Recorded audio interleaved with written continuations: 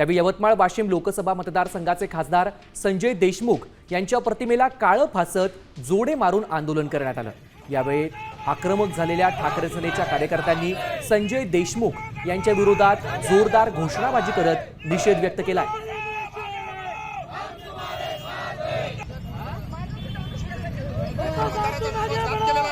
उन्हात हातावर भाकरी बेसन भाकरी खाऊन आमच्या शिवसैनिकाने फुकटामध्ये संजय देशमुखाला आज वाशिम जिल्ह्याच्या शिवसैनिकांनी निवडून दिलेला आहे। आज आम्ही ह्या खासदाराचे असे कर्तृत्व पाहून आम्हाला लाज वाटू राहिली की आम्ही कोणत्या माणसाला इथं निवडून दिलेलं आहे। आम्ही महिला जरी असलो तर सकाळपासून संध्याकाळपर्यंत आम्ही हातावर बेसन भाकरी खाऊन जसं काय आम्ही रात्र मेहनत घेतली। आमच्या 18 पगड जातीतल्या सर्व जातीवासियांनी यांना निवडून दिलेलं आहे आणि एवढी 1 लाखाच्या वर मतदान याला न ओळखता या अशा माणसानं हे कृत्य केलेलं आहे। यांनी राजीनामा द्यावा आणि नंतर दुसऱ्या पक्षात पदार्पण करावे अशी आमची सगळ्या शिवसैनिकांची मागणी आहे।